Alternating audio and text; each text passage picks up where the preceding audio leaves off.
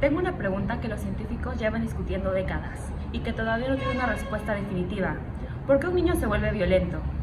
¿Es culpa de sus genes, de sus padres o de los videojuegos? Lo que la neurociencia descubrió en los últimos 20 años cambia completamente la forma en que entendemos la infancia y probablemente cambia la forma en que piensas sobre la violencia.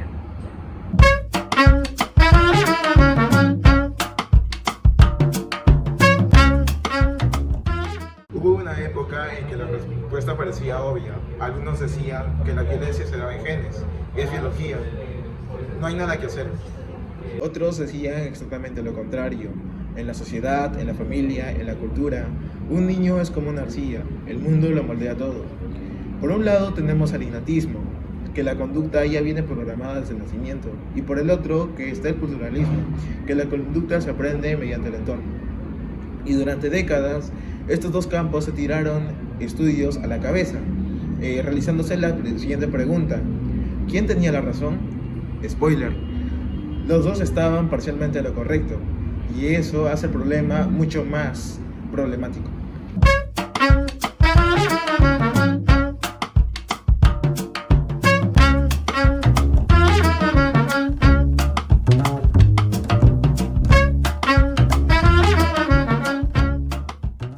Entre los 5 y los 8 años ocurre un suceso que los neurocientíficos lo llaman como una ventana crítica de desarrollo, donde el cerebro pasa por una etapa de propiedad extraordinaria, llamada neuroplasticidad máxima.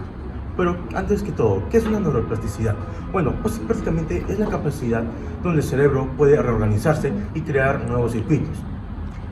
Pensémoslo así, digamos que el cerebro de un adulto es como cemento seco. Sin embargo, si hablamos del cerebro de un niño de 6 años, vendríamos hablando de cemento fresco. ¿Qué quiere decir? Prácticamente estaríamos diciendo que lo que se quedará grabado. Pero esta es una buena ventaja y esta es una gran idea para que el chico, en este caso, pueda retener mayor información. Sin embargo, esto también significa que a la exposición de entornos violentos, entre otros factores, puede provocar marcas profundas. ¿Qué quiero decir? Que literalmente sufre algo a nivel neuronal. Y la parte donde cambia todo. Los investigadores descubrieron que los genes y ambiente no son rivales, sino colaboradores. Acá podemos ver que los genes más ambiente es igual a la conducta.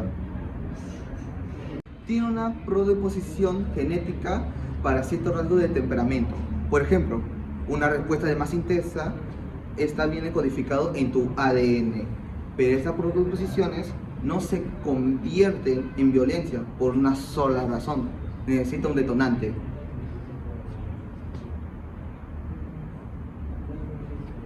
Los científicos tienen un nombre para esto: correlación gen-ambiente.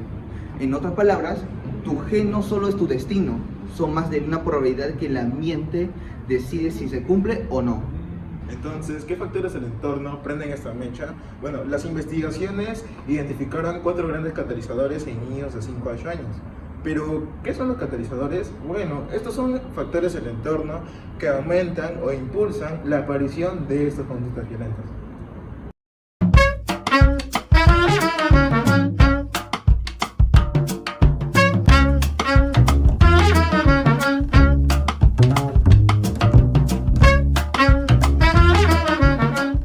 El primer catalizador es la negligencia y falta de supervisión. Koch y colega demostraron en 2008 en un estudio longitudinal con miles de familias que la negligencia en los primeros años es uno de los predicadores más robustos de agresividad posterior. No hablamos necesariamente de maltrato físico, de ausencia de nadie del que regule, que explique, que contenga.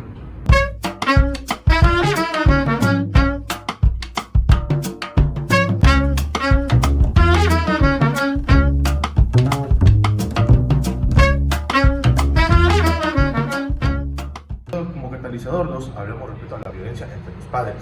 Ahora, según Savopoulos y su equipo publicaron en 2022 respecto a la supervisión del sistema que conecta la violencia de parejas íntimas con déficit cognitivo en los niños que la presencian.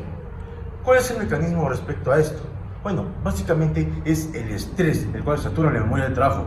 ¿Qué quiere decir? que literalmente ocupa espacio mental, el cual se puede utilizar para dedicarse al aprendizaje.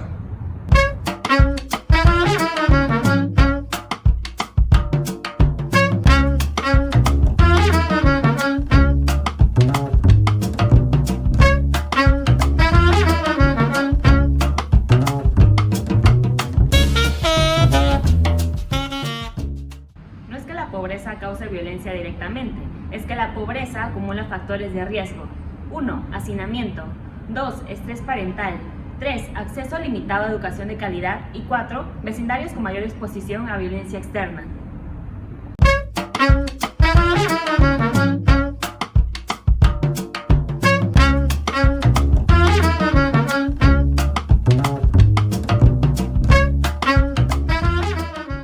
Vera y colaboradores en 2024 actualizaron lo que ya señalaba Gentil, Cohen y Wells en 2011. Los videojuegos violentos no son una sentencia, pero sin supervisión adulta que medie el contenido, la imitación de conductas agresivas aumenta significativamente.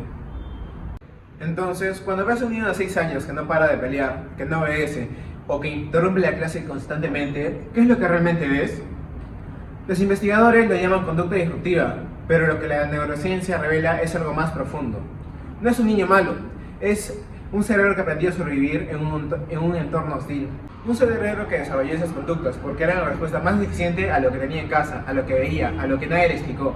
Y ahora la pregunta más difícil es, si el entorno lo hizo, ¿puede el entorno deshacerlo? ¿Puede la escuela, un maestro, la sociedad revertir lo que un hogar ya instaló? Eso es exactamente lo que vamos a explorar en la segunda parte.